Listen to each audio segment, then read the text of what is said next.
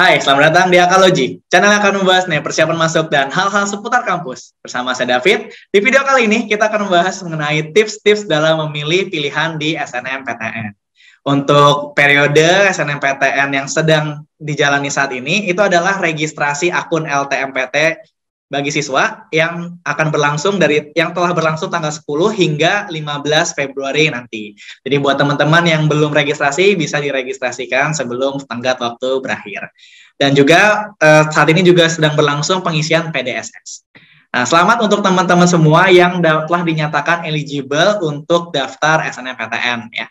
Di mana untuk akreditasi yang sekolah dengan akreditasi A itu 40% dan B 30 atau 25%, sedangkan yang C-nya itu 5%, dan sisanya juga 5%.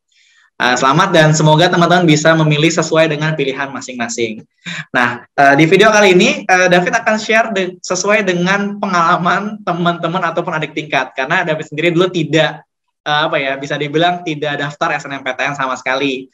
Jadi waktu di 2017 itu kuotanya masih 50% untuk sekolah dengan akreditasi A. Tapi waktu itu kurang beruntung lah, jadi nggak bisa daftar. Nah, jadi di video ini mau sharing-sharing aja tentang beberapa tips dalam memilih jurusannya. Oke, tips yang pertama. Pastikan teman-teman memilih jurusan yang sesuai dengan minat teman-teman, bukan karena disuruh guru BK atau disuruh teman-teman yang lainnya. Karena biasanya di setiap sekolah itu, setiap guru BK itu mengarahkan teman-teman sesuai dengan pilihan yang tersedia bisa dibilang, atau berdasarkan alumni-alumni yang telah masuk ke jurusan tersebut di tahun-tahun sebelumnya. Tapi kadang kalau tidak sesuai dengan minat teman-teman, di kuliahnya nanti akan jadi masalah. Gitu. Jadi yang pertama, pastikan dulu minat teman-teman. Bisa jadi kalau misalkan minatnya di biologi, bisa jadi minatnya kan nanti tersebarnya ke kesehatan masyarakat, atau ke farmasi, ataupun kedokteran dan kedokteran gigi lainnya. Seperti itu. Nah, tips yang kedua. Kalau kita milih di SNMPTN, itu kita membawa nama sekolah teman-teman, gitu ya. Jadi kalau di SNMPTN itu sebenarnya faktor utamanya selain nilai itu adalah indeks alumni dan indeks sekolah terhadap kampus yang teman-teman ingin pilih, seperti itu ya.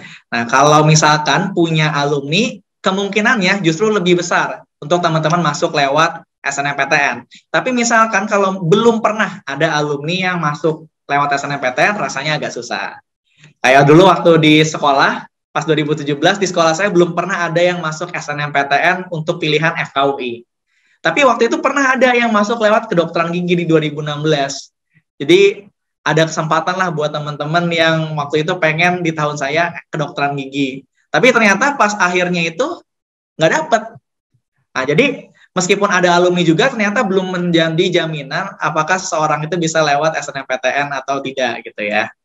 Nah, selain itu teman-teman juga perlu memperhatikan peserta lain yang ingin jurusan yang sama dengan teman-teman. Biasanya kan kalau anak-anak IPA yang ramenya di kedokteran ya. Kedokteran tuh pasti banyak berjejer. Nah, kalau seperti itu ya, kalau biasanya sarannya itu adalah memilih jurusan tersebut tapi di kampus lain selain di kampus yang ada di lokasi teman-teman berada, teman-teman. Kayak misalkan yang favoritnya kan pasti FKUI. Tapi kalau misalkan udah ada yang milih, lebih baik teman-teman pilih kedokteran di tempat yang lain, kayak misalkan Brawijaya atau di Ponorogo dan lain sebagainya. Jadi tetap bisa memilih jurusan yang teman-teman pengen, tapi sedikit mengalah untuk kampus yang lain. Nah, yang ketiga yang teman-teman perlu pahami adalah SNMPTN itu adalah jalur pembuka dari sekian banyak jalur masuk ke perguruan tinggi negeri di Indonesia. Jadi karena ini jalur pembuka, berarti sebenarnya bukan harga mati banget nih teman-teman untuk teman-teman masuk lewat SNMPTN. Masih ada loh UTBK dan jalur mandiri di berbagai kampus. Bahkan nggak cuma satu ya jalur mandirinya, tapi bisa dari macam-macam. Dari SIMAK, ada UTUL, ada ITB, dan lain sebagainya. Jadi teman-teman harus banget menurut saya pribadi pilih jurusan sesuai dengan passionnya masing-masing. Seperti itu. Karena saya punya teman juga waktu itu, dia jalur masuknya itu di SNMPTN juga pilih Prodi A. Tapi ternyata karena nyari aman, supaya keterimanya di SNMPTN, dia tuh nggak enjoy kuliahnya. Alhasil di tahun depannya, dia coba lagi, tapi lewat SBMPTN. Karena udah nggak bisa ya, SNMPTN cuma sekali berlakunya.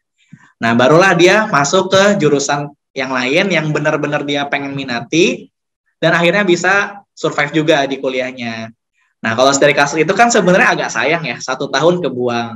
Nah, makanya kalau menurut saya pribadi, kalaupun misalkan nggak ada kakak-kakak tingkat atau kakak kelas sebelumnya yang masuk ke SNMPTN, ya bukan berarti kita harus nyari jalur yang aman nih atau pilihan yang aman, tapi sesuai dengan passion teman-teman. Menurut saya pribadi itu hal yang paling penting. Karena sejauh ini selama saya berkuliah kemarin dan telah lulus, yang paling nentuin saya bisa bertahan di matematika adalah saya passion di matematika.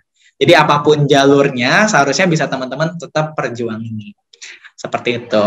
Dan mungkin untuk waktu itu saya punya teman yang namanya Hana yang udah pernah tayang di sini, psikologi.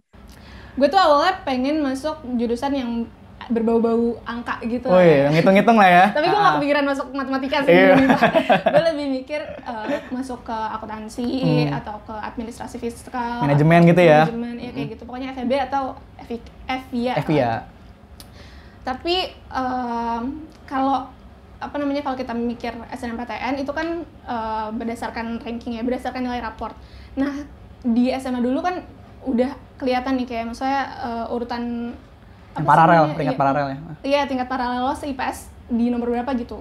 Nah, pas lo lihat atas orang-orang yang ada di atas lo itu mereka tuh udah milih jurusan yang lo pengen duluan gitu kan. Ya. Terus akhirnya gue konsultasiin dong ke keluarga gue kayak gimana-gimananya nih, kayak udah ada yang mau milih jurusan yang gue pengen gitu. Terus kakak gue bilang kayak kenapa nggak psikologi aja gitu. Karena pada saat itu kakak gue bilang prospek kerjanya lumayan bagus di psikologi daripada ke administrasi gitu.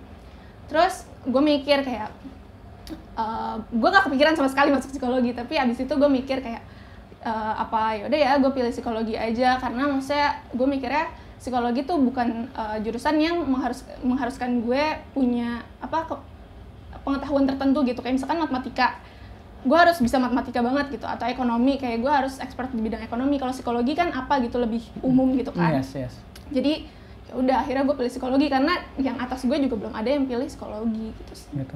Dia tuh bilang kalau dia tuh sebenarnya pengen yang jurusan yang ada ngitung-ngitungnya karena dia suka matematika. Tapi setelah diberundingin dengan orang tua, akhirnya dia pilih tuh psikologi kan di SNMPTN. Dan akhirnya berhasil dan udah lulus juga dan baguslah nilainya memuaskan. Nah, itu semua karena dia mempertimbangkan juga kira-kira jurusan apa ya yang meskipun bukan dari matematika yang dia suka, tapi tetap bisa bertahan. Karena waktu itu pertimbangannya dia, psikologi itu adalah ilmu yang tidak membutuhkan dasar macam-macam, kayak nggak butuh jago matematika, jago fisika, atau jago ekonomi, nggak kayak yang lain-lainnya. Jadi seperti itu juga bisa jadi preferensi teman-teman dalam memilih jurusan. Karena kalau dari yang saya pernah tukar wawasan juga sama satu orang, kalau kita minat sama satu jurusan, jangan menutup kemungkinan kita untuk memilih jurusan-jurusan lain yang ada di sekitarnya. Kayak waktu itu si murid saya namanya Brandon yang pernah ada di sini videonya, biomedik. Ya, sebenarnya banyak sih anak biomedik juga begini. Pilihan pertama itu pada pengennya FK, tapi sebenarnya ketolak, jadi masuknya biomedik. Oke, Brandon, jadi lo aslinya kan emang yang seperti gue tahu kan, lo kan di kelas gue tuh GMS pas lagi semester 1 ya. Nah, dulu kan emang pengennya kedokteran. Nah, tapi yang jadi dasar lo pilihnya biomedik itu apa sih, Brand? Kan biomedik itu baru ada di tahun 2018 ya? Ya, bener. Nah, jadi kan awalnya tuh biomedik sebenarnya masih peminatan tuh. Jadi kayak pas 2018 tuh baru dia jadi jurusan beneran.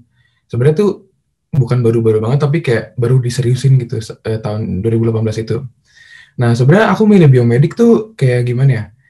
Pas pelajaran, kayak pas SMA tuh emang aku demen kayak materi fisika, kimia, biologi, matematika. Nah, sedangkan di kedokteran tuh kebanyakan kan biologi ya.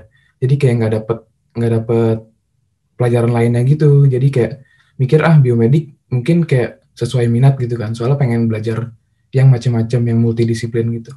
Dia tuh bilang kalau dia pengennya kedokteran, tapi dia nggak menutup kemungkinan juga untuk jalur-jalur untuk jurusan-jurusan yang ada di sekitar kedokteran tersebut. Salah satunya adalah teknik biomedis. Akhirnya dia juga bisa berhasil di jalur tersebut.